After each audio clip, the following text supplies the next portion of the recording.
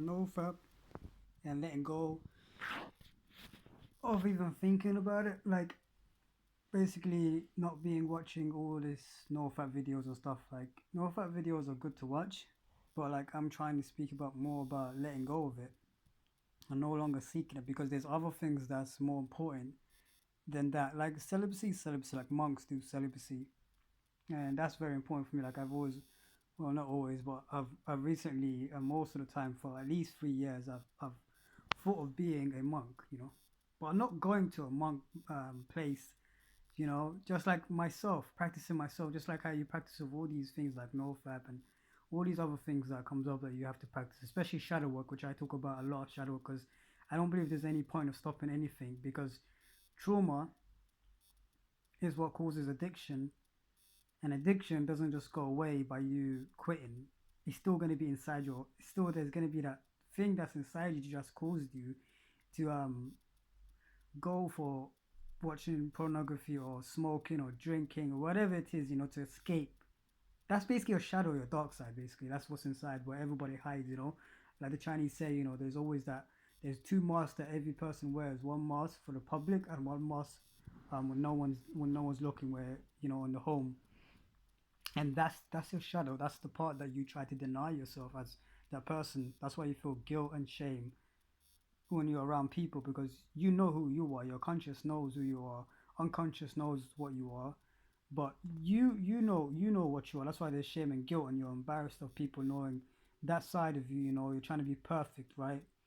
And you're trying to be brilliant and perfect. And these how narcissistic people are usually because they try to be perfect, but then there's that dark side, the guilt and shame, because they know what they really are. But of course, that's a different story. That's like mentally ill kind of situation where that's not really. Um, that's more like there's no conscious there. No guilt, no shame. It's just about them. So it's more of something damaged brain or like no empathy. But with the brain and the guilt and shame, the unconscious in the shadow, it shows itself through guilt and shame. So shadow work's why I would say is very important. There's this Japanese guy that speaks about. He's brilliant. He's the one that I need to find his name, but he's the one that's basically spoke about in the first place and through therapy and that, which I've never gone to therapy or any of that. I wanted to go through it, but in the end, I noticed it isn't going to help. You have to help yourself. You have to find out. You have to become your own therapist. So shadow work is very important. It's basically you doing your own, you becoming your own therapy when you do shadow work. That's why shadow work is very important because you're becoming your own therapist. That's very important. You're basically therapying yourself. No one knows you more than yourself. You see? So, and you attract what you are. So, no matter where you go, it isn't going to help because you're always going to be attracting the same energy as you, the same thoughts as you, same vibration, same frequency as you. So what you are is what you attract in other people. So you'll keep repeating that no matter what job, education, university, it doesn't matter where you're running away, what you signed up for to come to earth. It's completely know thyself, like the Egyptians say, know thyself for the kingdom of heaven is within you. It's not up there, it's not down there, it's not on the right, it's not on your left. It's within you, which is everyone has it, you know? And that's why shadow work is very important because shadow work is what basically it's like you therapying yourself, is you healing yourself, is you working with yourself, your dark side that you unconsciously have there that you blocked out, and you don't see it, but it's attracting so many bad relationships, toxic relationships, and it will keep repeating until you figure out what it is. That's what some therapists can do. That they can actually help you with shadow work. That's why they figure out where it's coming from in the first place, why you're getting into these relationships, and it keeps repeating. And then they find out for you, which takes years, but it's better you do it yourself and go within yourself, right? It's like Buddha. He went in with himself. There was no therapy back in them days. You didn't get someone to sit down and, therapy you and try to figure it out for you because no one can figure out for you. Only you can figure out for yourself. So therapy, becoming your own therapist is the best thing because you know yourself and you'll be the most honest with yourself. You can't be the most honest with somebody you don't know, but with yourself, you're the most honest as there is because it's yourself. You speak to yourself. You're doing your own work. You're working with yourself, your own soul.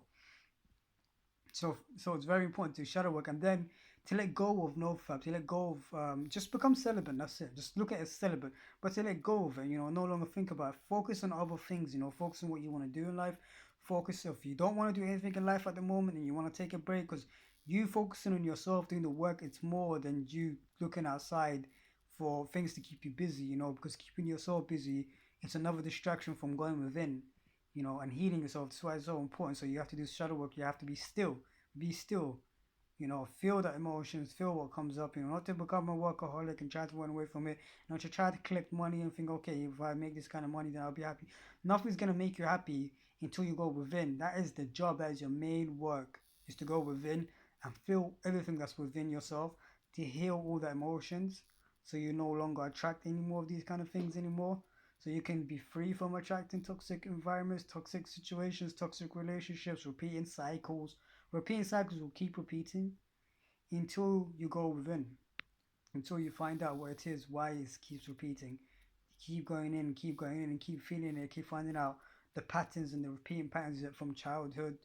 Was your abused childhood? Was it sexual abuse childhood? Whatever it is as your childhood, you gotta figure out yourself and heal that child wound that's in you, for you not to be attracted to toxic relationships, to mirror back to you what's inside that you're ignoring. Because the universe is a mirror, and it reflects back to you exactly what's going on within here and within here. And it reflects it back to you on the people you attract, the relationships you're in, the jobs you're in, the places you go, the home, the location, the environment. It's all going from what's going in within. So change within, and the outside will change itself naturally and organically.